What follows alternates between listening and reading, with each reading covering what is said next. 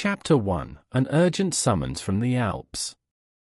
It was a bleak October morning in the year of 1895, the kind of day that London seemed to reserve for particularly thorough demonstrations of its melancholy. A thick, yellow fog, ripe with the scents of coal smoke and damp earth, pressed against the windows of 221B, Baker Street, muffling the incessant rumble of cabs and the distant cries of street vendors into a mere phantom hum. Inside, however, the atmosphere was far from subdued. My good friend, Mr. Sherlock Holmes, was pacing the worn Persian rug with an agitation that bordered on the frenetic. His pipe, usually a comforting and aromatic fixture, lay cold in an overflowing ashtray. He had, for the better part of an hour, been discoursing on the deplorable state of criminal ingenuity in the capital, punctuated by exasperated sighs and occasional, sharp glances at my unassuming form, as if my very presence were a testament to the world's dullness. "Watson," he began, abruptly stopping before the fireplace, his lean figure silhouetted against the weak light, "it is precisely this monotonous stagnation that dulls the keenest edge of intellect." "A jewel theft, you say?" He gestured vaguely towards the morning paper, which lay open on my lap, detailing a rather common burglary in Belgravia. A mere matter of forcing a lock and silencing a lapdog. Where is the architecture of deceit? The subtle interplay of motive and opportunity? It is scarcely more complex than counting beans. I sighed, attempting to offer a mollifying word. Perhaps, Holmes, the world is simply enjoying a period of peace. "Peace, Watson," he retorted, turning to gaze out into the swirling miasma, "is the enemy of the mind. I crave a problem, a true enigma, one that presents itself as an impenetrable wall, only to yield to the precise application of logic, like a cipher unlocking a secret.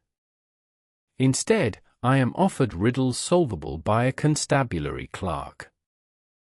It was at this precise moment that the post arrived, heralded by Mrs. Hudson's brisk footsteps and a sharp rap on our door.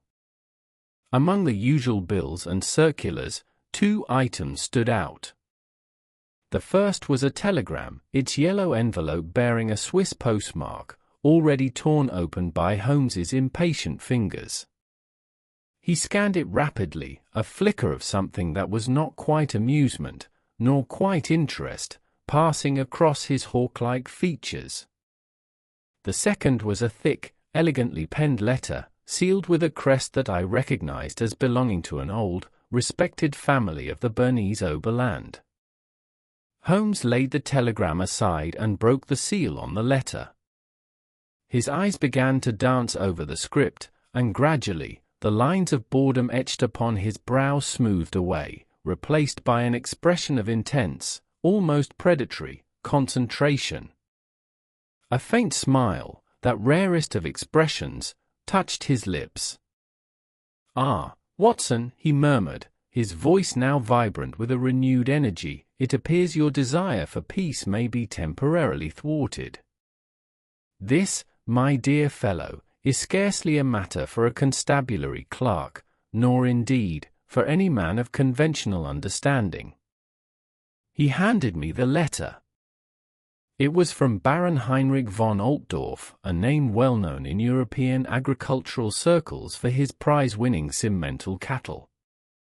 The Baron's words, though phrased with formal politeness, conveyed an undercurrent of desperate bewilderment. He described a series of events so preposterous, so utterly inexplicable, that they defied all rational explanation. "My finest herds," I read aloud, my voice tinged with incredulity, "our celebrated Simmental cows, have vanished. Not one, nor two, but entire herds, from pastures deep within the mountains. They are simply gone. There are no broken fences, no tracks leading away, no signs of struggle, no trace of man or beast save for the disturbed turf where they last grazed. The local authorities whisper of mountain spirits, of ancient curses. Our most experienced herdsmen are at a loss, their faces etched with a fear I cannot comprehend. Mr. Holmes, I implore you, come to Switzerland. Only your unparalleled intellect can unravel this alpine ghost story. I looked up, my eyebrows raised. Missing cows, Holmes? Entire herds? Without a trace? Are we to pursue phantom rustlers through the snow-capped peaks of the Alps? The very notion seemed absurd, almost a parody of our usual weighty investigations. Holmes, however, was already extracting a large-scale map of Switzerland from a drawer.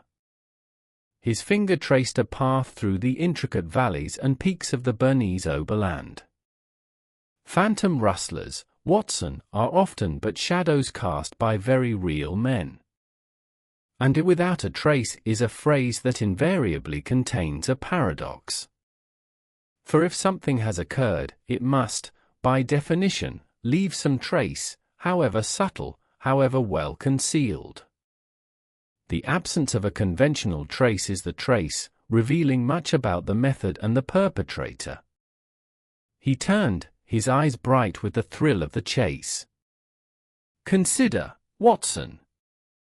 To steal a single cow is a minor offense. To systematically remove entire herds from secure alpine pastures, across treacherous terrain, without leaving any discernible sign, without raising alarm, and with such precision, that speaks not of common theft, but of meticulous planning, extraordinary logistics, and a motive far more sophisticated than a mere desire for beef.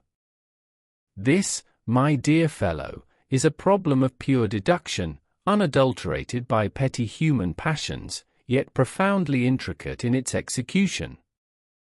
It appeals to me immensely. He clapped his hands together with sudden vigor. Pack our bags, Watson. The Alpine Express will serve us well. I have a sudden and pressing desire to breathe the crisp air of the Bernese Alps, and perhaps, to shed some light upon the darker corners of its seemingly tranquil valleys. Chapter 2: Beneath the Eger's Shadow. Our journey from the familiar, smoky embrace of London to the crisp, rarefied air of the Swiss Alps was a study in contrasts, each mile traversed peeling away a layer of urban grime and replacing it with ever-increasing natural grandeur. We travelled by train, the rhythmic clatter of the carriages a steady counterpoint to Holmes's quiet contemplation and my own growing anticipation. The industrial landscapes of England gave way to the rolling fields of France, then to the more dramatic contours of Switzerland, where the land began to heave upwards, culminating in the majestic, snow-capped giants that seemed to pierce the very heavens. As we ascended, the air grew noticeably colder, thinner, and exquisitely clean.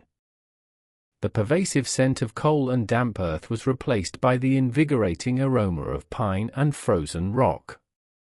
I recall peering out the window as the train snaked through valleys, past impossibly green meadows dotted with chalets, and beside rushing torrents of glacial meltwater. It struck me then how fundamentally different this theatre of mystery was from our usual haunts.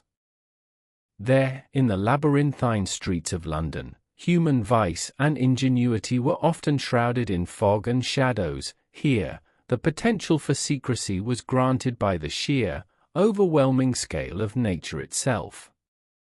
At length, after what seemed an endless series of tunnels and viaducts, our locomotive deposited us in the village of Lauterbrunnen. It was a place of breathtaking, almost oppressive beauty, nestled deep within a U-shaped valley, flanked by colossal rock faces from which numerous waterfalls cascaded like threads of spun silver. Above, the great peaks, the Eger, Monch, and Jungfrau, stood sentinel, their snowfields glinting under a brilliant, cold sun. The air was indeed crisp, carrying the faint, sweet perfume of alpine flowers, even in this late season. But beneath the profound silence, broken only by the roar of the Storbark Fall and the occasional, distant tinkle of a cowbell, a sound, I noted with a pang, that seemed fewer and further between than one might expect, there was an undeniable current of unease.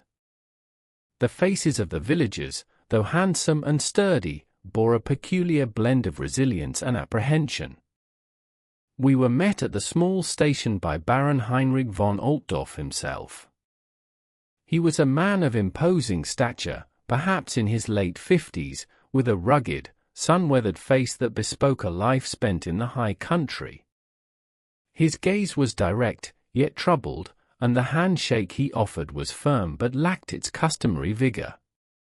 He wore the traditional garb of a prosperous landowner, but his shoulders seemed to carry an invisible weight.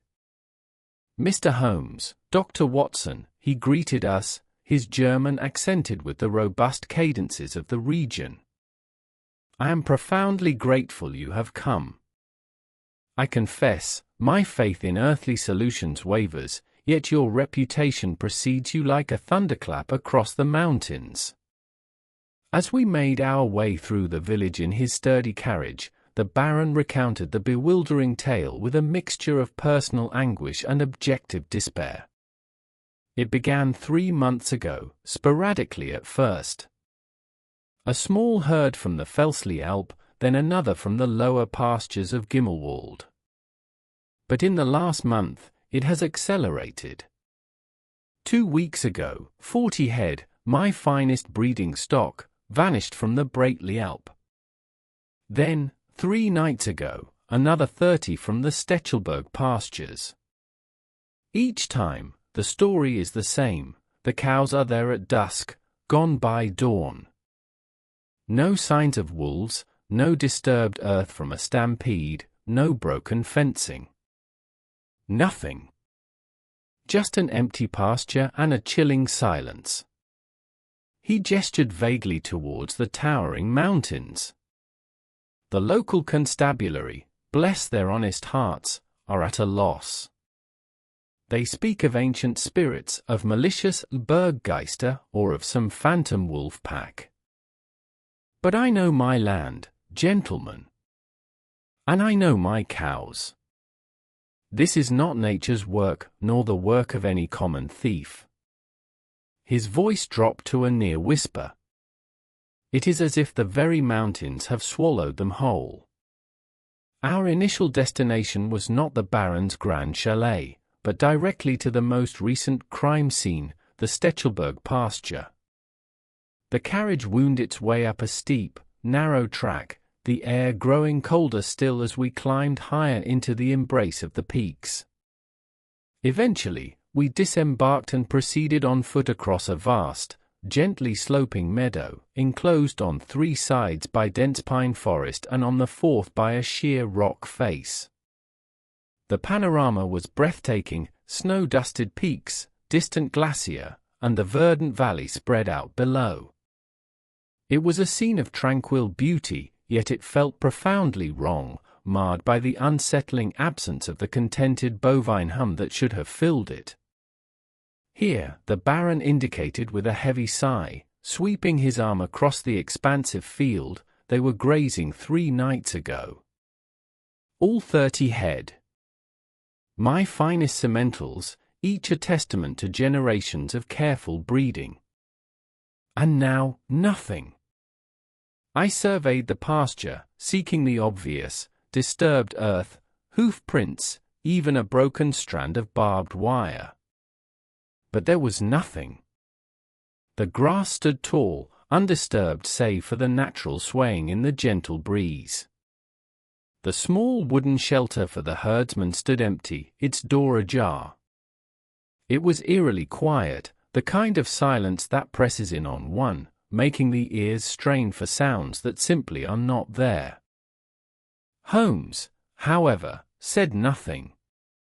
He began to walk, not with haste, but with a deliberate, almost ritualistic slowness, his head bent, his eye scanning every inch of the ground.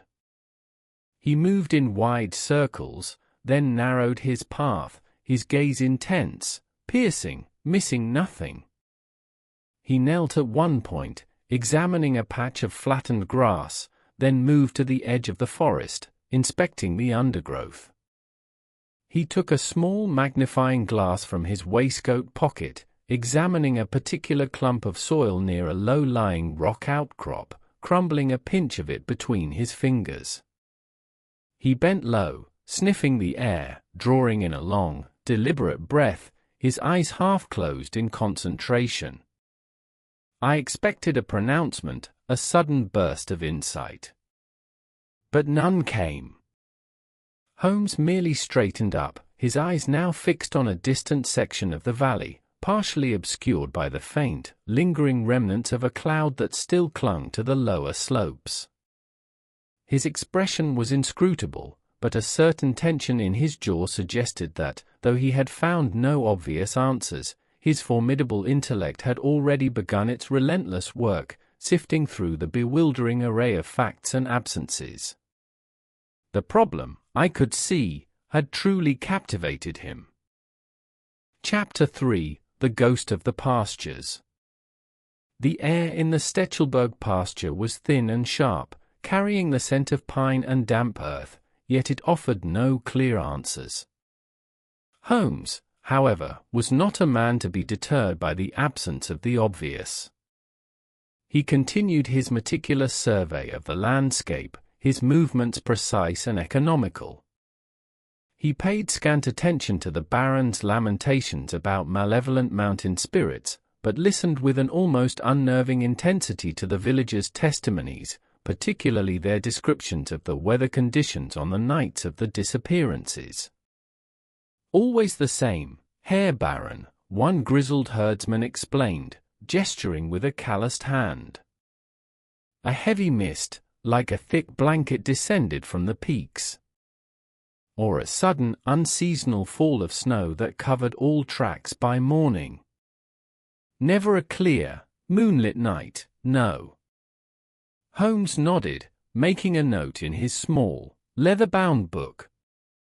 He dismissed the supernatural explanations with a characteristic wave of his hand, but the pattern of specific weather conditions clearly registered in his formidable mind. "The elements," he murmured, more to himself than to us, "can be both an accomplice and a cover." His investigation of the high alpine pasture revealed a number of subtle, yet telling, anomalies that had escaped the less trained eyes of the locals. Firstly, while there were no conventional hoof prints leading away from the pasture, Holmes discovered faint, parallel indentations in several patches of softer ground near the perimeter of the grazing area. These marks were not deep, suggesting they were made by something wide and relatively flat, perhaps runners, rather than wheels. They seemed to have been partially obscured by the elements, but were undeniably present to his scrutinizing gaze.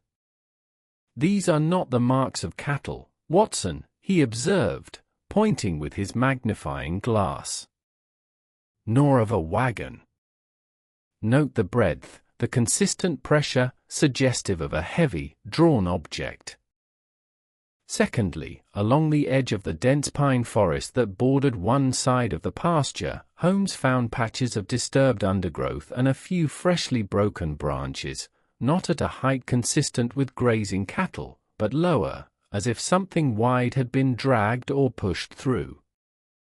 He knelt, extracting a few strands of coarse, dark fiber caught on a broken twig.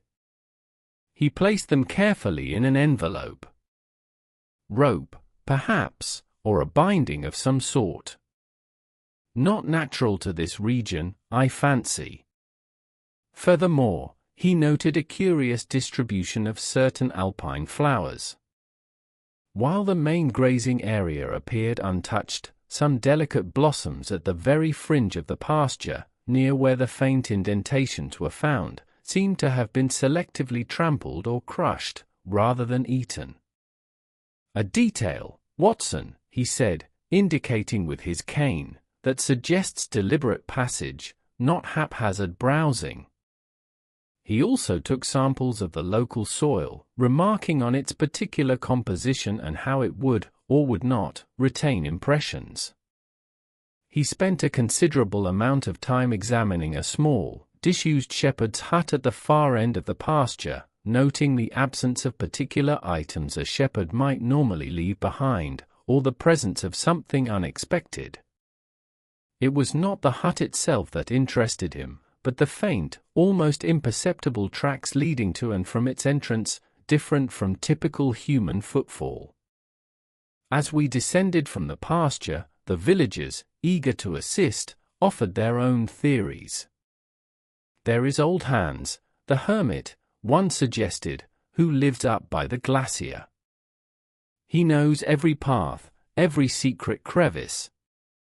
Some say he speaks with the mountains themselves."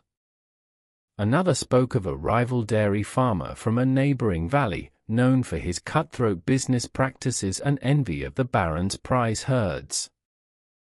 I found myself considering these possibilities, envisioning a reclusive mountain man with an illicit trade route, or a cunning competitor using ancient knowledge to rustle cattle. But Holmes merely offered a polite, almost imperceptible nod, his eyes remaining fixed on the patterns he had observed, dismissing such obvious diversions. His silence was more telling than any direct refutation. He was sifting through the superficial, searching for the underlying logic that would explain the extraordinary. "The key, Watson," he finally pronounced as the sun began to dip behind the towering peaks, painting the sky in fiery hues, "lies not in who might wish to commit such an act, but in how they achieve it with such systematic precision. The lack of tracks for the cattle, yet the faint traces of some heavy conveyance, the reliance on fog and snow, not merely for cover, but for logistical advantage. This is not the work of a lone hermit or a rival employing crude methods. This, my dear fellow, speaks of a highly organized enterprise, one that has mastered the peculiar challenges of this unforgiving landscape. They have found a way to move a herd of valuable animals, not by driving them, but by some other means entirely. The question, then, is not who done it, but how done it, for the how will undoubtedly lead us to the who and the why. Chapter 4: The Whisper in the Wind. That evening, ensconced in the Baron's modest, yet comfortable, guest parlor, with the wind howling a mournful tune outside and a crackling fire warding off the alpine chill, Holmes laid out his initial findings. He had spent the afternoon poring over detailed maps of the Lauterbrunnen Valley, marking each pasture where the disappearances had occurred, drawing intricate lines and circles that seemed, to my untrained eye, to bear no immediate significance. "Watson," he began, without preamble, tapping a precise point on the map with his pipe stem, "the conventional understanding of a cattle theft is predicated upon driving the animals. One gathers them, guides them, and marches them away. Yet, our observations at the Stechelberg pasture, and indeed, the Baron's consistent report across all affected areas, reveal an utter absence of any such activity." "Indeed, Holmes," I replied, "no hoof prints leading off, no broken fences to indicate a forced passage. It is the very heart of the enigma." "Precisely," he affirmed, leaning forward, his eyes alight. "But where the cattle leave no trace of movement, something else does. You recall the faint, parallel indentations near the perimeter of the pasture? And the fibrous material caught on the broken branch?" I nodded, recalling the peculiar observations from earlier. "Those indentations, Watson, are not the marks of a common cart, nor of an animal-drawn sledge used for hay. Their breadth, their shallowness, yet their consistent pattern, suggest a specific, purpose-built conveyance. Something designed for silent, efficient transport over uneven ground, likely intended to be hidden or dismantled swiftly." He paused, puffing thoughtfully on his pipe. And the fibrous material, coarse, strong. The remnants of a rope, perhaps, or a woven mat designed for traction or securing a load. He then laid a smaller, more granular map on the table, indicating geological formations and historical routes. Now, consider the locations. Each pasture where a significant herd has vanished shares a peculiar characteristic: proximity to dense wooded areas, or disused tracks that snake through ravines, or even, in one instance, a known, but long abandoned, mining tunnel in trance. You imply, then, that the animals were not driven, but rather, carried. I ventured, the sheer scale of such an operation momentarily staggering my imagination. Carried, or more likely, loaded, Holmes corrected, a glint in his eye. But how does one load 40 head of prime Simmental cattle, weighing many hundreds of pounds each, without struggle, without noise, and without leaving a chaotic trail of their passage? The Baron spoke of his herdsmen, loyal and vigilant, yet always finding the pastures empty by dawn. This implies speed, silence, and, most importantly, a profound lack of resistance from the animals themselves. He leaned back, watching my face. The answer, my dear Watson, lies not in their removal, but in their preparation for removal. How does one silence and pacify a herd of cattle for such an operation? A sudden thought struck me. Sedation, Holmes. Some form of narcotic or tranquilizer. Excellent, Watson. Your medical training serves you well, even in the wilds of the Alps. The immediate conclusion. There are numerous plants in these mountains known for their calming properties, known to local shepherds for easing unruly beasts. A specific type of feed, laced with such a substance, administered at dusk, would render the entire herd docile, perhaps even unconscious, by the time the operation commenced under the cover of fog or snowfall. He continued, tracing a line on the map with his finger. With the animals incapacitated, they could then be loaded onto these special conveyances, perhaps sledges, perhaps a narrow, low-slung wagon adapted for rough terrain, and drawn silently along these forgotten paths. The element of fog or snow would not merely provide cover from watchful eyes, but would also mask the sounds of such an operation and obliterate any remaining traces of the peculiar transport marks. I tried to construct a more conventional theory. But Holmes, even with sedation, to move such a quantity of cattle, which implies a very large organization, a highly skilled team of men. And the ultimate destination? To simply sell them would be risky and difficult to conceal. Holmes smiled faintly, a conspiratorial glint in his eyes. Ah, Watson, you touch upon the very crux of the matter. This is not the crude work of a common rustler selling a few head at a distant market. The precision, the systematic nature of the disappearances, the specific targeting of the Baron's most valuable, high-bred stock, it all points to a motive far more strategic than simple financial gain. This is not about the consumption of beef, I warrant you. This is about acquisition, about a calculated undermining of a rival. This is an act of industrial espionage, executed with the cunning of a master criminal. He gathered his maps and notes. My research tonight will focus on two aspects: the topographical and historical records of disused transport routes in this specific region, particularly those that cross the Italian border, and the known methods of administering sedative flora to livestock. We must seek the path of their silent passage, for that will undoubtedly lead us to the ultimate destination, and, by extension, to the orchestrator of this ruthless commerce. The wind outside howled, a lonely sound, but inside, the fire of Holmes's intellect burned brightly, already charting a course through the shadows of the Alpine mystery. Chapter 5: Echoes of a Ruthless Commerce. The night was long, punctuated only by the crackle of the fire and the methodical rustle of papers as Holmes delved into his research.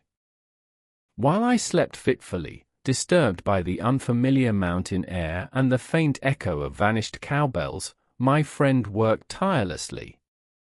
By the first grey light of dawn, when I descended for an early cup of coffee, I found him still at the table, surrounded by a constellation of maps, geological surveys, and yellowed documents, his eyes betraying only a deeper, more concentrated gleam. "Good morning, Watson," he greeted, without looking up.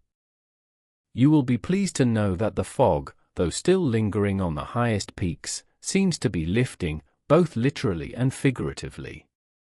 He gestured to the table, where the large map of the Bernese Alps was now covered in a web of colored pencils and annotations. "Observe, my dear fellow. The pastures targeted are not random, nor are they simply those easiest to access from a main thoroughfare. Rather, they form a peculiar pattern, a series of points that, when connected, funnel towards a single, less accessible region." His finger traced a converging series of lines, each originating from a pasture and terminating in a cluster of old mining tunnels and disused logging routes that snaked upwards towards a remote, heavily forested plateau near the Italian border. Each of these locations, you see, sits in proximity to a forgotten path, a route known perhaps only to the oldest locals, or those with a specific interest in traversing the mountains without attracting attention. Paths that avoid villages, that often plunge into deep ravines, or ascend to altitudes unsuitable for casual travel. "So, they are being moved towards the border?" I asked, my voice barely above a whisper, the audacity of the scheme truly beginning to sink in. "Precisely. And consider the nature of the stolen livestock. Always the Baron's finest, his prize-winning Simmental cows, those with the most impeccable lineage and the highest milk yields. This is not some indiscriminate snatching, Watson. This is a highly selective acquisition, almost surgical in its precision." Holmes leaned back, a triumphant glint in his eyes. "The motive, then, becomes blindingly clear. The cows are not being stolen for their meat, nor to be sold anonymously at a local market. They are being appropriated for their genetic value. This is industrial espionage on a grand scale, a calculated maneuver to undermine Baron von Altdorf's supremacy in the European dairy market and to establish a competing bloodline elsewhere." He then opened a well-worn book, a commercial directory of European agricultural enterprises. His finger stopped at a name, Giovanni Moretti, proprietor of the La Fontbella dairy, based just across the Italian border. A man known for his rapid expansion, his ruthless business tactics, and a history of aggressive competition. He has long coveted the Baron's Simmental stock, but ethical and legal means have always proven insufficient to acquire them. The pieces began to fall into place with chilling clarity. Moretti, Watson, needs to upgrade his own herds, or perhaps wishes to utterly cripple his closest rival. To simply buy the Baron's cattle would be exorbitant, if the Baron would even sell.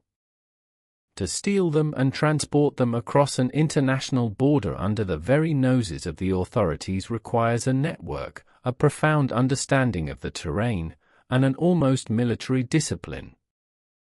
Holmes continued to outline the audacious method. The sedatives, likely derived from local mountain flora, are administered in the evening, ensuring the herd is docile or unconscious. Under the cover of heavy fog or fresh snowfall, which masks sound and obscures tracks, specially designed sledges or narrow-gauge wagons, perhaps even utilizing remnants of old mining or logging rail lines, are brought in. The incapacitated cows are swiftly loaded. One can imagine the sheer manpower and coordination required, and then drawn silently along these forgotten paths. The parallel indentations we found, the disturbed undergrowth, the specific weather patterns, all perfectly consistent with this mode of operation. He tapped the map once more, indicating a particularly treacherous-looking section of the border. The difficulty of the terrain, far from being a deterrent, is their greatest ally.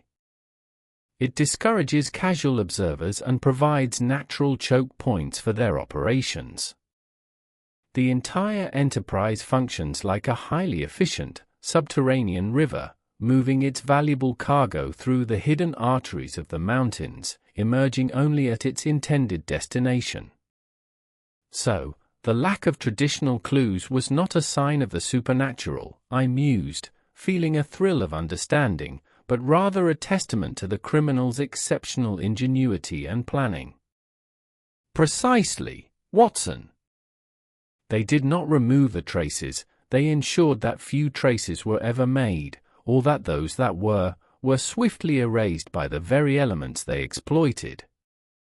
This is not the work of a common felon, but of a criminal mastermind operating through proxies, driven by cold, hard commercial calculation. Our next step, then, is clear. We must follow the hidden river, trace the path of the vanished cows, and intercept them before they disappear forever into Moretti's illicit pastures. With a renewed sense of purpose, Holmes began to pack a small satchel, checking the contents of his revolver, and consulting the barometer. The scent of coffee and pine filled the room, a fitting aroma for the dawn of a new, perilous phase in our Alpine investigation. Chapter 6: The Ascent of the Glacier. The crisp morning air, now free of the lingering fog, offered a stark, beautiful, and profoundly challenging vista. Holmes, having completed his detailed annotations of the maps, informed the Baron and me of our immediate, and perilous, objective. We were to follow what he believed to be the most frequently used, though virtually impassable, of the smugglers' routes, an ancient path that snaked through a high, desolate pass known locally as the Teufelspass, Devil's Pass, leading directly towards the Italian border. The Baron, a man accustomed to the mountains, paled slightly at the mention of it. That path, Mr. Holmes, has not been used in decades, save by the most foolhardy of hunters. It is treacherous, prone to rockfalls, and snow-covered for much of the year. To attempt it with an unknown destination. Precisely, Baron, Holmes interrupted, a glint in his eye. Its very peril is its guarantee of discretion. If my deductions are correct, it is precisely the kind of route our adversaries would exploit. And so, equipped with heavy boots, sturdy alpenstocks, and a small amount of concentrated food and brandy, we began our ascent. The Baron, despite his apprehension, proved a reliable guide, his knowledge of the mountains profound. Yet, it was Holmes who navigated, his eyes constantly scanning the terrain, comparing the subtle contours of the landscape to the lines on his topographical maps. He pointed out faint, almost imperceptible trails that were invisible to the untrained eye, indications of past human passage long swallowed by nature. The climb was relentless. We traversed dizzying ledges where a single misstep would mean a plummet of hundreds of feet into the abyss below. The air grew colder with every upward surge, biting at our exposed skin, and the wind, unimpeded by trees, howled past our ears like a banshee. Watson, I confess, found the experience both exhilarating and terrifying.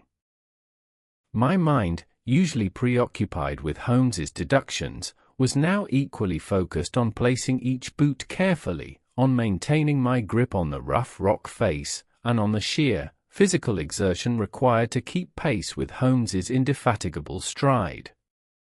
The landscape shifted from verdant alpine meadows to barren rock and, finally, to the desolate, shimmering expanse of a glacier, its surface scarred by deep crevasses and treacherous icefalls. It was here, amidst the stark majesty of perpetual ice, that Holmes's acute observational skills truly came to the fore. "Observe, Watson," he called out, pointing to a section of the glacier's edge where rock met ice. The slight discoloration of the ice here, a faint greyish smear, not natural to glacial melt. And below, amongst the moraine, these peculiar chips of shale, consistent with recent disturbance. After hours of arduous climbing, scrambling over loose scree and carefully navigating ice sheets, Holmes finally stopped before what appeared to be an impenetrable wall of rock and ice, half hidden behind a frozen cascade of water. It was an unassuming spot, a mere fracture in the vastness of the mountain face, perfectly camouflaged by nature's indifference.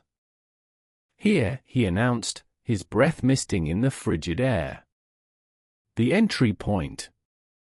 The Baron and I exchanged doubtful glances.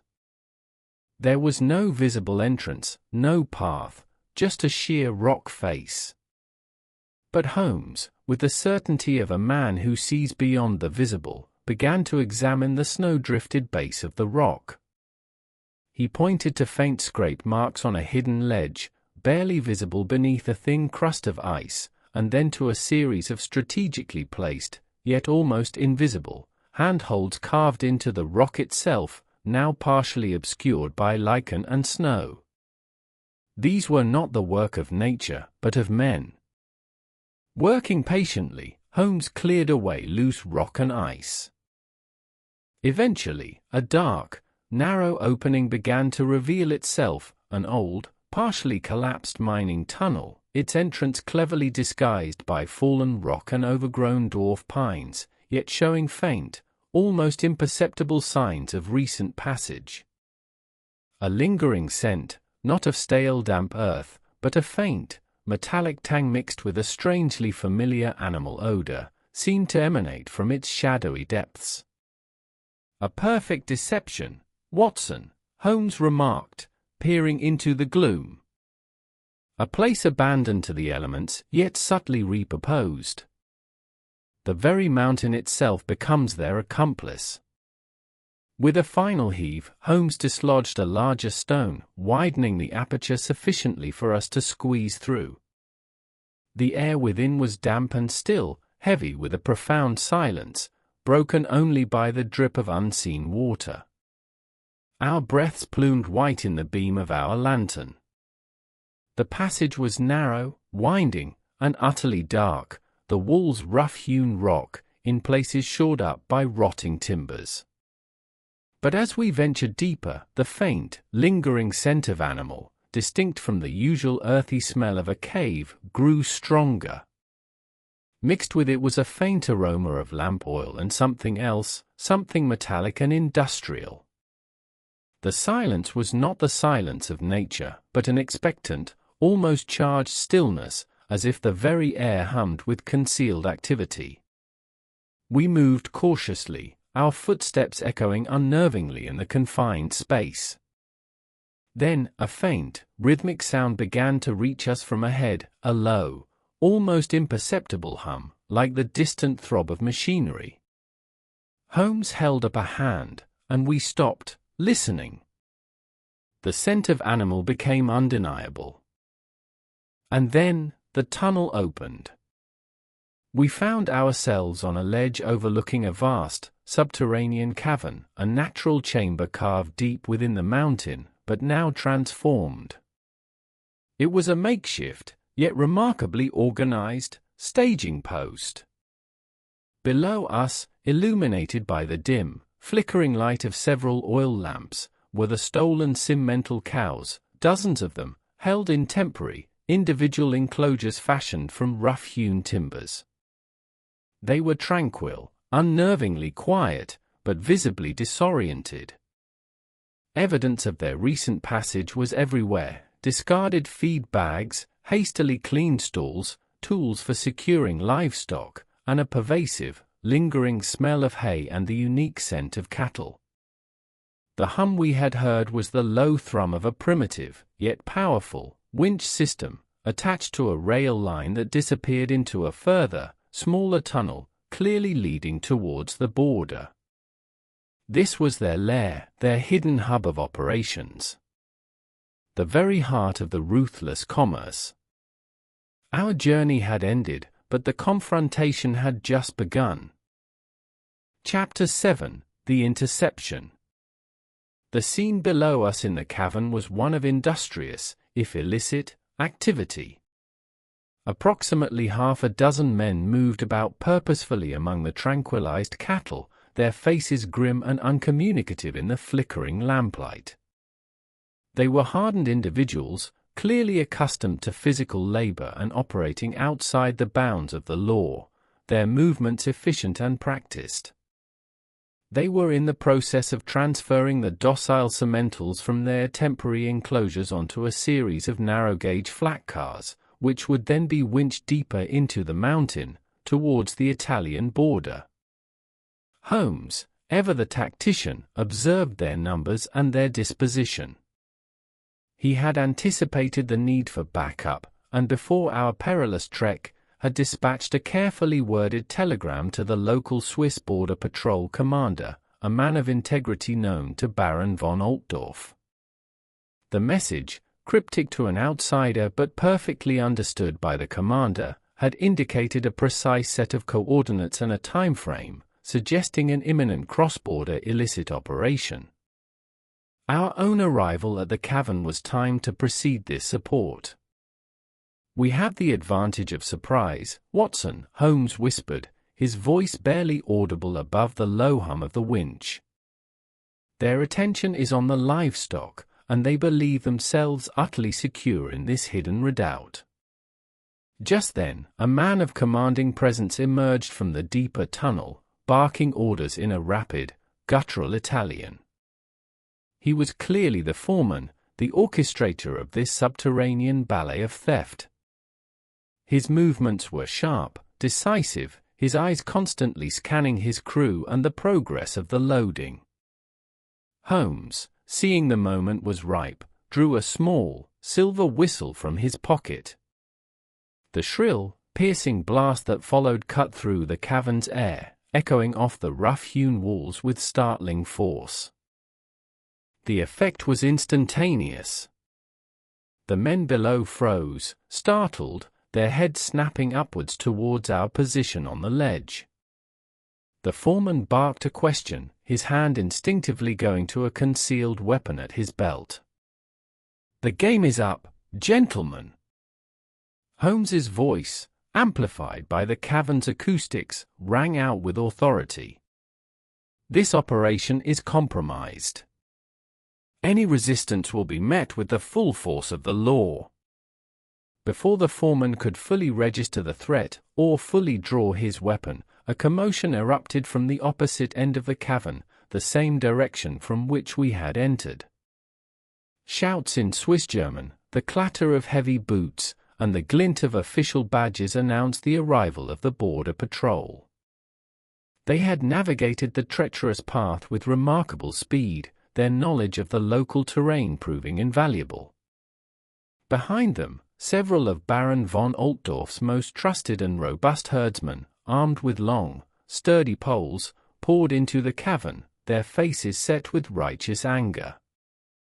The surprise was complete. Caught between Holmes and the Baron's loyalists on one side, and the official border patrol on the other, the smugglers found themselves in an untenable position. The foreman, a seasoned veteran of cross-border illicit trade, quickly assessed the situation. He knew when he was beaten. With a frustrated curse, he threw his hands up in a gesture of surrender, his crew following suit. The Border Patrol commander, a stern-faced man with a neatly trimmed beard, took charge, his men quickly disarming and securing the culprits. The cavern, previously a hub of clandestine efficiency, was now a scene of official apprehension. The subdued lowing of the cows was the only sound of complaint amidst the flurry of activity. The foreman, once secured, was subjected to a rapid and incisive interrogation by Holmes, ably assisted by the border commander. Under the weight of irrefutable evidence and the sudden collapse of his carefully constructed operation, his resolve broke. He confirmed Holmes's deductions with a grim inevitability. Yes, the sedative-laced feed was critical. Yes, the sledges and the hidden tunnels were key to their silent movements. And yes, the ultimate destination was a sprawling dairy facility just over the Italian border, owned by Giovanni Moretti, the very industrialist Holmes had identified. Moretti had commissioned the entire scheme, driven by a relentless ambition to crush his rival and usurp the Baron's legendary Simmental bloodline. The recovery of the cows was swift and orderly.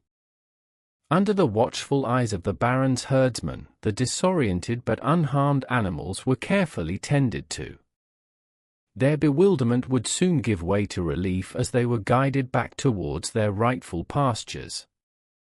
Baron von Altdorf, witnessing the full scope of the meticulously planned theft and its dramatic undoing, was overcome with profound relief and gratitude.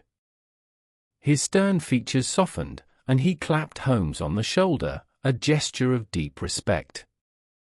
"Mr. Holmes," he said, his voice thick with emotion, "you have not only saved my livelihood, but you have restored faith in logic where only superstition dared to tread. My family, and indeed the future of these valleys, owes you an immeasurable debt." The scheme, relying on the cover of alpine weather and forgotten infrastructure, had been unraveled. The industrialist, Moretti, though not present, was now undeniably implicated through the testimony of his captured foreman and the irrefutable evidence found within the hidden cavern.